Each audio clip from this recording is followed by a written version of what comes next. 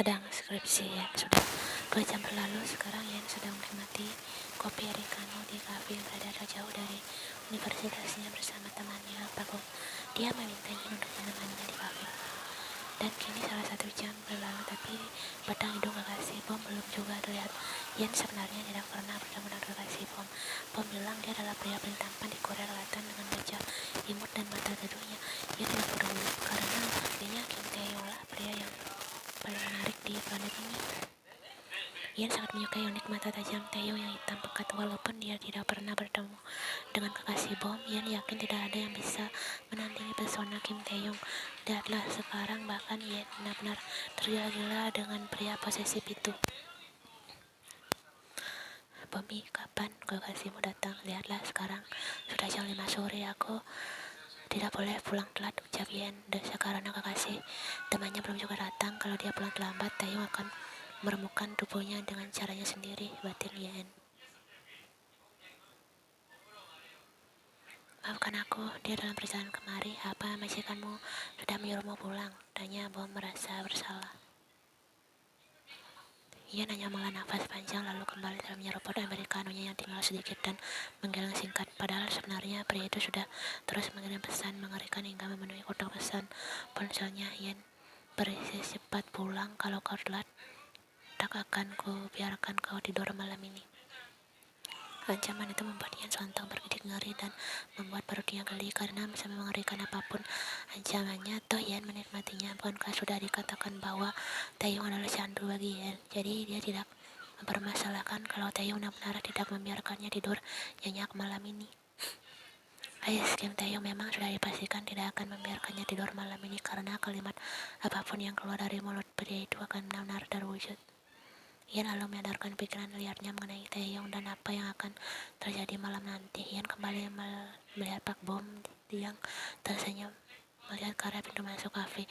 Kemudian Yen mengikuti arah pandangan Bom yang sedang menatap pria tampan dengan sebaket bunga mawar merah di tangan kanannya.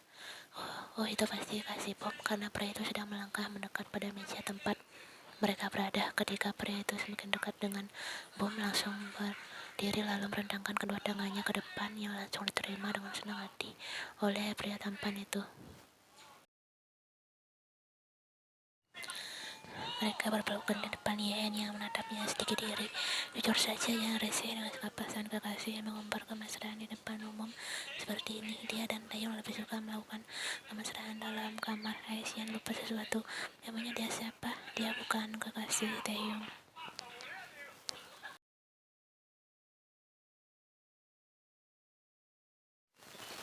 Pria itu menguraikan pelukannya dan tersenyum manis untuk Bom dan memberikan bunga mawar yang sejak tadi dibawanya untuk Bom. Ini untukmu, selamat dalam melewatkan hari ini dengan baik, ucapnya lalu mengecap mesra kening Bom.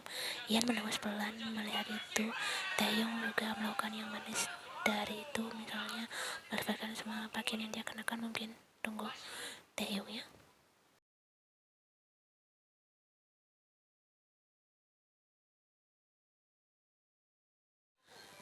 Bom menoleh ke arah temannya dan melihat wajah bosan Yen. Dia tersenyum dan mengenalkan kekasihnya pada Yen. Ini sahabatku, namanya Shin Yen. Dan Yen, dia kekasihku, Kim Soo-jin. Yen hanya tersenyum singkat. Dia membungkuk sopan lalu diikuti oleh pria itu. Oh, jadi namanya Kim Soo-jin. Taeyong jauh lebih tampan, pikir Yen. Hingga pukul 8 malam, gadis yang ditunggunya sejak tadi belum pulang. Taeyong mendengus pelan meminum kembali whiskinya dan menghabiskannya sekali tegukan.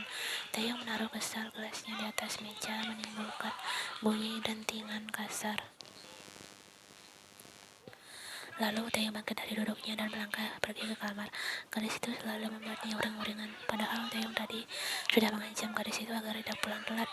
Rupanya Yen ingin membuktikan ancamannya. Lihat saja nanti Shin Yen, geram Taeyong. Taeyong pun merebahkan tubuhnya di atas ranjang, sebagian tubuh bersandar pada kepala ranjang sembari melipat tangannya di dada. Taeyong memejamkan mata seraya menghirup aroma badan Yen yang tertinggal di kasurnya, aroma yang menjadi favoritnya. Aroma lembut berbadan susu vanila segar dan kamomil. Taeyong sudah merindukan gadis itu. Gadis, masih bisakah yang disebut gadis ketika dirinya telah memasuki Yen berkali-kali? Telinga Taeyong mendengar sayup-sayup pintu yang terbuka. Dia membuka matanya dan langsung menatap tajam ke arah Yen yang melangkah santai ke arahnya. Yen duduk di samping Taeyong dan berdeham pelan, kemudian berkata pada Taeyong, "Maafkan aku, tadi setelah menemani Bom, aku pergi ke rumah orang tuaku. Kau tahu kan, hari ini mereka akan ke Jepang untuk menjenguk kakakku." Taeyong tiba-tiba menundukkan kepalanya di paha Yen lalu menarik lengan kiri Yen untuk mengelus puncak kepalanya. Yen pun mulai mengelus kepala dan dahi Taeyong dengan lembut, menyalurkan rasa nyaman ke seluruh sistem syaraf Taeyong. "Kenapa kau tidak mengajakku?" tanya Taeyong. Yen menatap wajah Taeyong dari dekat. Pria ini kini sedang memejamkan matanya menikmati setiap halusan lembut tangan Yen. "Maaf," jawab Yen singkat. Entahlah, Yen belum siap mengajak Taeyong ke rumahnya. Meskipun Taeyong sudah tahu latar belakang keluarganya, tapi entah kenapa masih ada yang mengganjal. Taeyong tersenyum tipis. Dia teringat saat dia mengetahui siapa Yen sebenarnya. Hari itu saat Taeyong mengambil mahkota Yen, siangnya Taeyong memiliki janji dengan rekan bisnisnya untuk membahas proyek kerjasama mereka. Namun Taeyong melupakan berkas yang sudah dia persiapkan di kamarnya, sehingga dengan terpaksa Taeyong menyuruh Yen untuk mengantarkan berkas itu. Dan yang terjadi selanjutnya adalah ternyata rekan bisnisnya adalah Yen. Taeyong tersenyum senang karena kena kondonasian, kemudian keduanya mengobrol ringan bersama.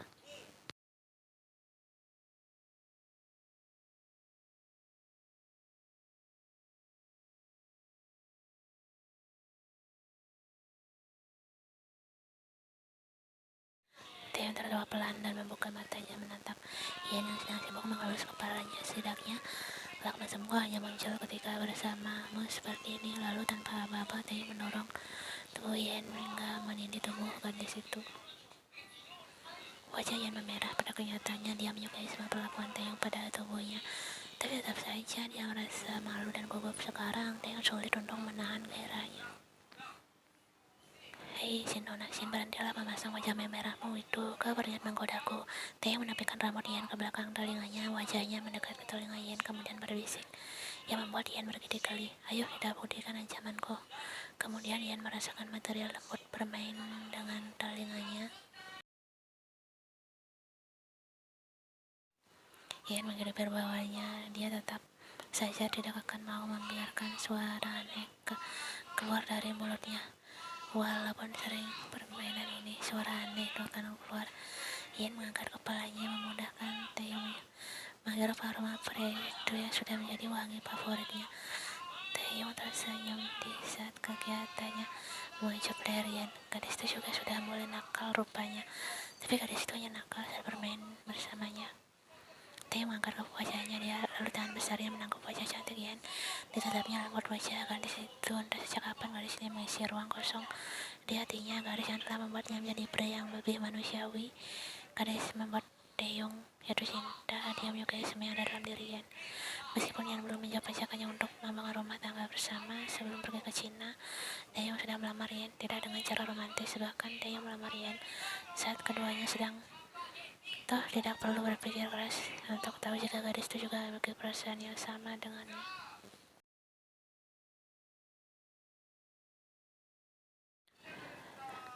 Mencoba menyalurkan kesehatannya pada gadis itu, dan tentu saja Yen dapat merasakannya. Dia malas setiap sesi Taeyong. Tangannya melingkar di leher Taeyong, meremas rambut belakang pria itu. Ciuman yang awalnya lembut kini berubah semakin menuntut.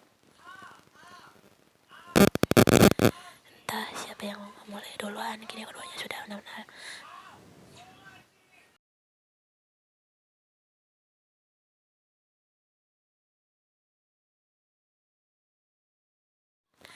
"Ya, kau menyukai kan? Kau nikmat." Terdengar suara tawanan besar. Taeyong sibuk membelai Yen yang penuh keringat itu. Tak ada satu inci pun yang terlewatkan. Dan Taeyong sungguh-sungguh membuktikan ancamannya. Rekan Yen tertidur malam ini. Setidaknya permainan itu berlanjut hingga matahari terbit. Setelah puas, Taeyong menarik selimut itu memeluk Yen erat. Taeyong berharap mereka selalu bersama seperti ini. Bahkan jika bisa melawan takdir, Taeyong akan meminta pada Tuhan agar hanya Yen selalu bersamanya, karena Yenlah alasan dirinya untuk hidup. Semalam saat Taeyong akan ingin Dia harus mengubur keinginannya untuk menikmati keindahan gadis itu karena wajah polosnya Ian bilang jika dirinya sedang datang bulan, dan itu benar-benar membuat Taeyong frustasi. Bagaimana tidak sejak Ian mulai bekerja barunya sebagai dokter di Shield Medical selama 1 minggu ini, Taeyong tidak dapat jangan bertemu saja susah Ian dokter baru di rumah sakit itu hingga dia mendapat shift malam untuk 3 bulan ke depan. Ian akan pergi bekerja saat Taeyong pulang kerja dan akan pulang pagi ketika Taeyong harus ke kantor.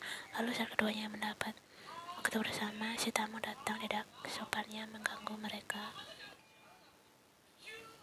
Sehingga malam yang dapat Taeyong melakukan hanyalah masa tubuh atas Ian. Dan pagi ini saat dia dan Ian berpelukan yang sesuatu tiba-tiba mengelupakan apartemennya kakak perempuannya.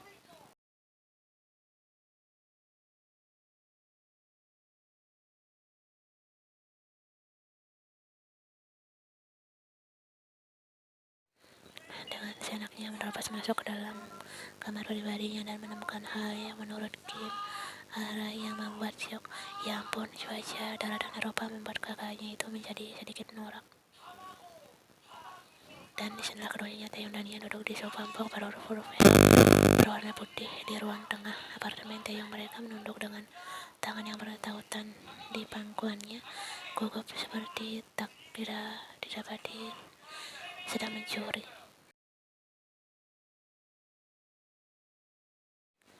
Di hadapan keduanya ada duduk dengan tangan terlipat di dada dan kaki menyilang dengan tatapan mengintimidasi. Keduanya wanita berusia 2 tahun lebih tua dari Taeyong itu menatap tajam adik-adiknya dan teman tidur adiknya itu.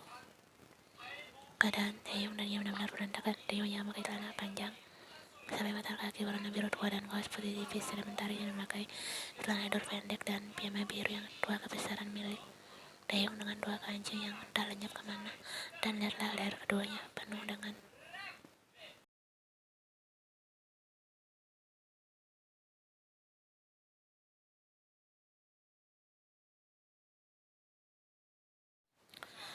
Ara tahu jika adiknya sudah tidak lagi sebagai tunangan Airin karena gadis itu dengan tidak tahu dirinya memutuskan secara sepihak pertunangan yang susah payah diucurkan oleh kedua orang tua Taeyong. Lalu belakangan ini Ara tahu dari Sojin bahwa pria dingin itu telah banyak berubah, seperti misalnya tidak ingin menginap di kantor dan lebih memilih tidur di apartemennya karena apartemennya sudah menunggu seorang gadis cantik berharga di Rindol yang lera saja dimasuki berulang-ulang. Dan yang paling menggelitik adalah gadis cantik berharga dari Rindol yang sudah mengubah adiknya, sehingga Ara tak akan menganggap Ian sebagai harga diri nol karena bagaimanapun adiknya sudah menjadi pribadi lebih baik. Lalu Ara tersenyum meriang membuat baik Taeyong dan Ian keperangan. Baru beberapa detik yang lalu dia menatap mereka dengan tatapan tajam, kini berubah dan menatap mereka dengan mata bahagia. Taeyong tahu apa yang akan dipikirkan kakak itu, tapi tidak perlu berpikir keras untuk mengetahui apa yang kini sedang ada di kepala kakaknya itu. Berhentilah tertawa, nona itu mengerikan, ucap Taeyong lalu. Ia mencoba dengan Taeyong di sampingnya.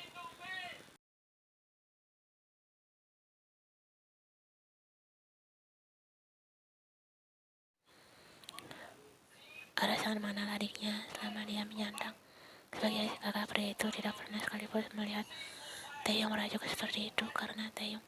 Tapi lala sekarang bahkan adiknya yang sangat tampan ini justru benar-benar terlihat normal seperti manusia lainnya dengan berbagai ekspresi di wajahnya, tidak seperti dulu yang hanya memiliki dua ekspresi dingin dan datar. Ara harus banyak berterima kasih kepada Ian.